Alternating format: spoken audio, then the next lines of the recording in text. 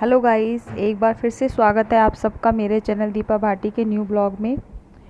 और आज मैं करने जा रही हूँ अपने हॉल की सफाई। अंदर का कुछ काम मैंने कर दिया है, अंदर की डस्टिंग वगैरह कर दी है, इसीलिए मैंने गेट वगैरह सब बंद कर दिए हैं। और चेयर लगा के साफ़ कर दूँगी क्योंकि वहाँ तक नहीं पहुँच पाती हूँ, इतना बड़ा स्टूल नहीं है। तो झाड़ू से अच्छे से साफ़ कर दूँगी क्योंकि जो ये सीलिंग बनी हुई है इसके अंदर जाले वगैरह हो जाते हैं और गर्मियाँ भी आ गई हैं, तो अब बहुत ज़्यादा मतलब धूल मिट्टी बहुत ज़्यादा आती है। फ़ैन वगैरह चलते हैं उसकी वजह से भी, और रोड साइड घर है उसकी वजह से भी। और आज एसी की भी सर्विस होनी थी, तो कुछ का उसका पार्ट ख़राब हो रहा था, तो उन्होंने निकाल कर ले गए थे। तो मैंने सोचा चलो लगे हाथ साफ़ भी कर देती हूँ कि अभी से ही इतनी गर्मी हो गई है, अभी कोई ज़्यादा टाइम भी नहीं हुआ है और धूप बाहर इतनी तेज़ धूप हो रखी है। चलिए अब खिड़की वगैरह भी साफ़ कर देती हूँ और इसको मैं गीले कपड़े से साफ़ कर रही हूँ। पहले तो मैंने झाड़ू से झाड़ दिया था ताकि जो भी धूल मिट्टी है वो पहले निकल जाए, और उसके बाद मैं एक गीले कपड़े से साफ़ कर दूँगी। और पीछे मैंने गाने चलाए हुए हैं ताकि टाइम पास भी हो जाए और काम भी इजी तरीके से हो जाए।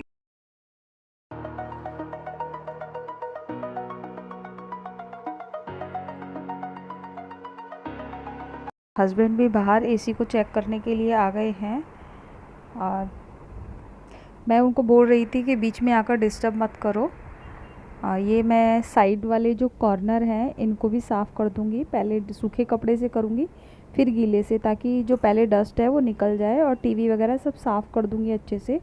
और जो ये टीवी की ट्रॉली है इस पर मैंने ऊपर कपड़ा रख दिया था ताकि जो भी धूल गिरेगी तो स्पीकर वगैरह रखे हैं ऊपर उसके अंदर नहीं जाएगी।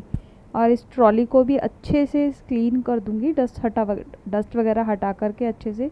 और जो कुछ इसके अंदर सामान निकल रहा है देख रही हूँ, क्योंकि भूल जाते हैं हम लोग सामान रख करके कहाँ क्या रखा है। ऐसा कुछ खास नहीं रखा था, मेरे बेटे के टॉयज़ रखे थे जब छोटा था, उसके कुछ गाड़ियाँ वगैरह रखी थी तो मैंने उसको वापस रख दिया कि अब नहीं खेलता है वो। और अंदर से भी मैं इसको अच्छे से साफ़ कर दूँगी। और धूल मिट्टी थोड़ा ब्राउन कलर का है तो बहुत जल्दी नज़र आती है। और अब मैं आ गई हूँ बाथरूम में, मशीन लगा दूँगी और बाकी का काम साथ साथ में करती रहूँगी। मशीन को मैंने स्टार्ट कर दिया है, कपड़े डाल दिए हैं उसमें और मैं आ गई हूँ बेटे के रूम में। तो इसके जो अंदर का एक पर्दा है उसको मैंने हटा दिया था, मशीन में डाल दिया है उसको, और इसकी बेडशीट वगैरह चेंज कर दूँगी। और थोड़े पता नहीं जो हल्की बेडशीट होती हैं, ये ग्लेस कॉटन होता है, इसमें कुछ चटके जैसे लगते हैं, तो मैं इतना ध्यान से उसको उठा रही थी ताकि ऐसे करंट जैसा कुछ लगता है। और दूसरी बेडशीट मैंने चेंज कर दी है। आप लोग भी कमेंट करके बताना क्या आपके साथ भी ऐसा ही होता है पतली बेडशीट के साथ। और ये देखिए मैंने एक मेरी पुरानी चुन्नी रखी हुई थी उसी से बनाया है। और रूम का काम मैंने क्लीन सारा ख़त्म कर दिया है और अब आ गई हूँ मैं किचन में। तो सोचा जब सफाई कर ही रही हूँ तो थोड़ा ठीक से कर देती हूँ। और इसमें मम्मी के यहाँ से अचार आया था तो ख़त्म ही हो गया है, तो मैंने सोचा इतना बड़ा डिब्बा रखा हुआ है घर में और जगह घेर रहा है वो, तो छोटे डब्बे में ट्रांसफ़र कर देती हूँ अचार को, क्योंकि ज़्यादा नहीं है उसमें। और इसको मैं धोकर रख दूँगी, फिर काम आ जाएगा दोबारा से अचार डालने के लिए, क्योंकि अब तो फिर से गर्मियाँ आ गई हैं तो आम भी आएगा कच्चा वाला। और ये ओवन वगैरह सब साफ़ कर देती हूँ क्योंकि धूल मिट्टी अभी जब मैंने ऊपर से झाड़ा है तो धूल मिट्टी भी आई है। और नाश्ता वगैरह सब हमने कर लिया था सुबह, आज बाहर से ही लेकर आ गए थे सुबह हस्बैंड, क्योंकि आज उनकी छुट्टी है। तो और पापा बेटे को मैंने बोल दिया है कि तुम दोनों अंदर ही रहना, बाहर मत आना, वरना कुछ ना कुछ बोलते रहते हैं कि ये क्यों कर रही हो, कहाँ गंदा है, ये गंदा है। तो मैंने बाहर बिल्कुल मत निकलना रूम से, नमक वगैरह बाहर बाहर ही रखती हूँ। तो इस पर तो डेली डस्टिंग करनी ही पड़ती है और 1 मिनट भी नहीं लगता है ये सब करने में। और बाकी ये जो बर्तन हैं इनको भी लगा दूँगी। और ये जो कप का और गिलास का जो मैंने ये स्टैंड बनाया था, आप सबके साथ शेयर भी किया था, बहुत जगह बचाता है ये, आप ज़रूर ट्राई करना।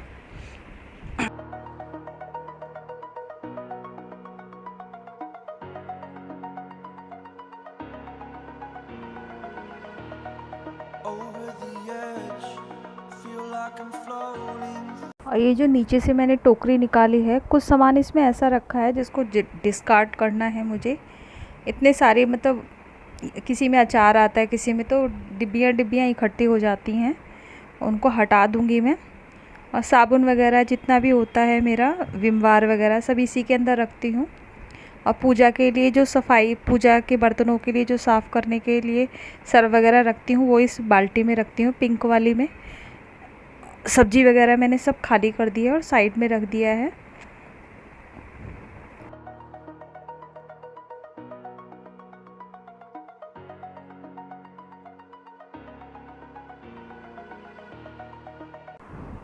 किचन को पूरा क्लीन कर दिया है और अब मैं आ गई हूँ बेटे के रूम में। और ये जो यहाँ बेटे के मेरे जो बुक्स का रैक है, इसको ऊपर से साफ़ कर दूँगी। अंदर से तो बेटे ने कर दिया था एक दिन पहले ही, और इसी पर ही मैं एक कपड़ा बिछा दूँगी।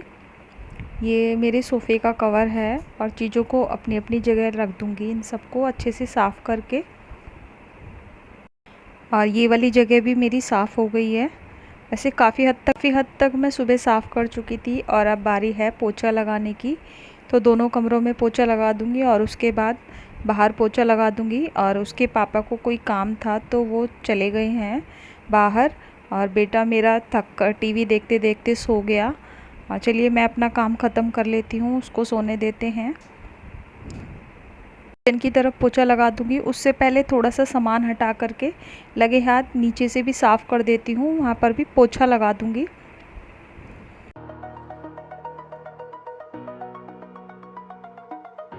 मैंने सारे कपड़े वगैरह धो लिए थे और नहा करके मैं आ चुकी हूँ किचन में खाना बनाने के लिए।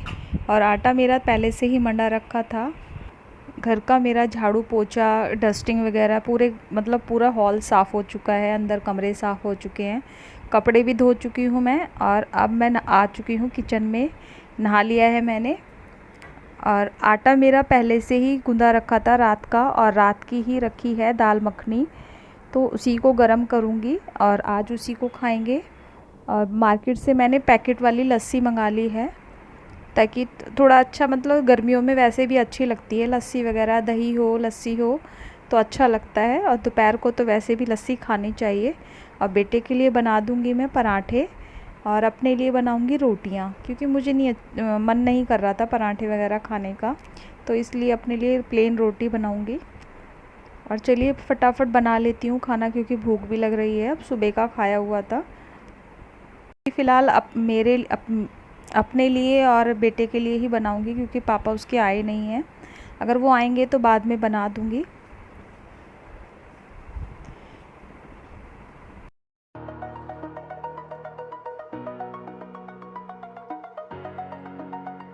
और मेरा खाना बन गया है, दाल भी गरम कर दी है। और ये चकला बेलन को मैं साथ के साथ धो दूंगी, नहीं तो फिर शाम तक ये ऐसे ही सिंक में पड़े रहेंगे और अच्छे नहीं लगते हैं फिर। और खाना खाने के बाद इन बर्तनों को भी धो दूंगी। चलिए बस खीरा काट देती हूँ मैं। गर्मियों में तो वैसे भी ये सब चीज़ें खानी चाहिए, जिससे शरीर में हमारे पानी की कमी ना हो। जैसे तरबूज वगैरह होते हैं, ये सब खाने चाहिए गर्मियों में। और चलिए बस खाना खा लेते हैं हम थोड़ी देर में। और अगर मेरा वीडियो आपको अच्छा लगा हो तो प्लीज़ मेरे चैनल को लाइक करें, शेयर करें और सब्सक्राइब करें। अगर मेरे चैनल पर नए हैं तो सब्सक्राइब करें। और आपके एक लाइक से मुझे बहुत मोटिवेशन मिलता है, आगे बढ़ने के लिए साहस मिलता है। चलिए आप भी खा लीजिए खाना, और इसके साथ ही एंड करती हूँ मैं ब्लॉग का। बाय।